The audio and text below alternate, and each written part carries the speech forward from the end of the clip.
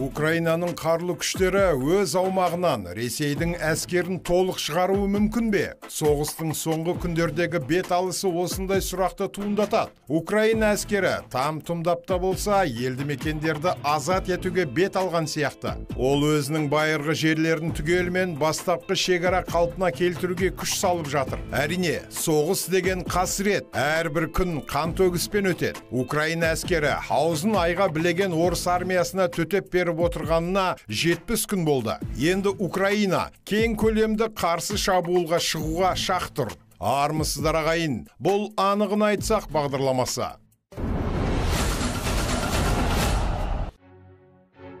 Украина әскерінің әлеуеті НАТО әскерінің стандарттарына жақындап қалды деген баға берілуде. Әскери өнер мен мамандыққа Украина сарбаздары НАТО құрылымдарында машықтанып жатыр. Олар ұшқышсыз дрондарды басқаруда, заманауи үлгідегі әскери техникаларды, соның ішінде шабуылдаушы ауыр құрылғыларды меңгеруде тәжірибе арттырды. Украина әскері өзінің осал еместігін әлемге паш етті. Ал қазіргі күнде соғыстың барысын күрт өзгертуге қауқарлы қадам жасалып отыр. Бұл қадам ақш қабылдаған ленд-лиз заңы. Ленд дегені қарызға беру, ал лиз дегені жалға беру. Бұл заңның аясында Украинаға соғыс үшін керек жарақтың бәрі беріледі. Бұйымдар ұзақ мерзімде өтелетін қарызға, ал техника мен қару-жарақ жалға беріледі. Техника мен қару-жарақтың аман қалғандары қайтарылады, ал жойылғанына немесе істен шыққанына құн сұралмайды. Ленд-лиз заңы бойынша ақш Украинаға 2 жылдың барысында 33 миллиард доллардың бұйымдары мен техникасын бермек. Оның 20 миллиарды тікелей әскерге арналса, қалғаны экономикалық және гуманитарлық мақсатқа жаратылады. Бір жағынан осы үшін ақшта әскери өнеркәсіптің жандана түскен жайы да бар.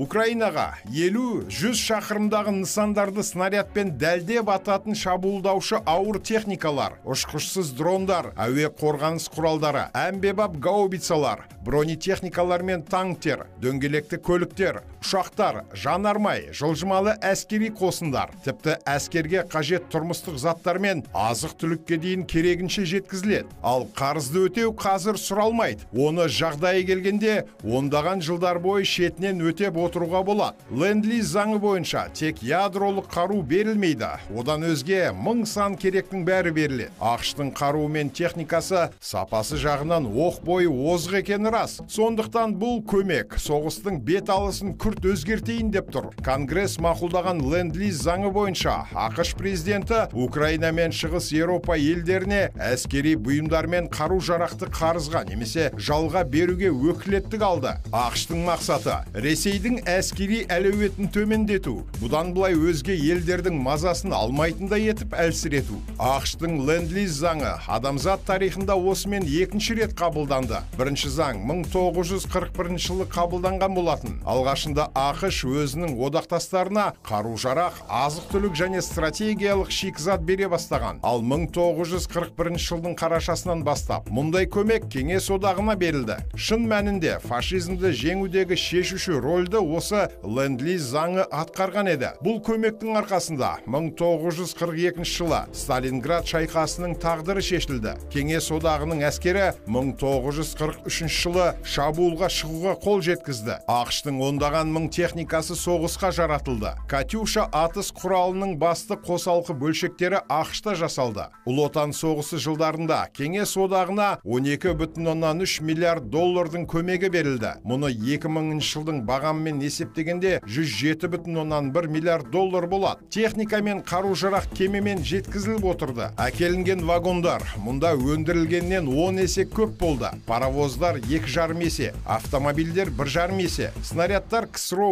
өндіргеннен 1,5 есе көп жеткізілді. Алюминий, мотоцикл, теміржол рельсі, электровоз, мыс, радиолокациялық аппарат, спирт, жарылғыш заттар, жанармай, шина, кеме, порох, металл кесетін станок, трактор, танк, ұшақ, зениттік артиллерия молынан жеткізілді. Тіпті мұнай өңдеу және химиялық зауыттарын әкеліп салды. ақштан бульдозерлер мен крандар, госпитальдық жабдықтар мен хирургиялық құралдарға дейін жеткізілді. Соғыс біткеннен кейін қарызды өтеуге кең уақыт берілген. Ондаған жылдарда шетінен қайтаруға болады. Бірақ Кеңес одағының билігі ақштың ленд-лиз заңы бойынша берешегін мойындамауға көшті. Қарызды өтемеуге, аман қалған әскери техника түрлерін қайтармауға бекінді. КСРО министрлер кеңесінің мемлекеттік жоспарлау комитетінің төрағасы, саяси бюро мүшесі Николай Вознесенский 1948 жылы өзінің кітабында батыстың соғыс кезіндегі бар көмегі кеңестік өндірістің 4%-нан аспағанын жазған екен. Ол ақштың көмегін жоққа шығарғысы келіп, келеке мазақ еткен. Гитлерге қарсы коалицияда болған кешегі одақтасын өзінің кітабында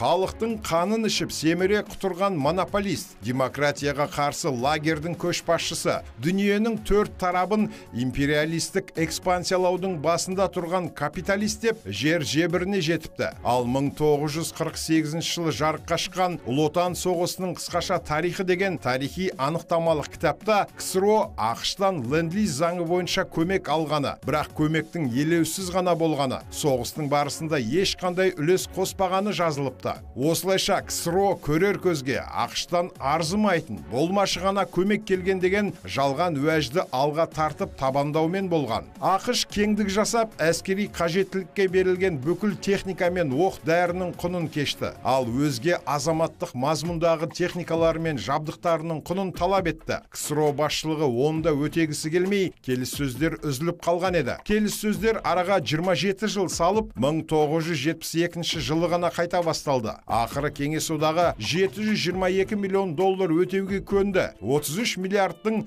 722 миллион ғана қайтарылатын болған. Бірақ 48 миллион доллар төлегеннен кейін Кеңес одағы қарызды қайтаруды тағы тоқтатып тастады. Тек 1990 жылы әйтеуір КСРО-ның мұрагері ретіндегі осы күнге Ресей мен ақш бір тоқтамға келіп, қалған 674 миллион доллар қарыз 2030 жылға дейін өтелетін болып келіседі. Бүгінгі ленд-лиз заңы Украинаның жеңісіне себеп болуы әбден мүмкін. Украина билігі мұндай көмек үшін ақшқа дән риза болып отыр. Украинаның КСРО сияқты тоң мойын мінезге салынбайтынына ақш сенімді. Арнайы сіздер үшін анығын айтсақ бағдарламасы.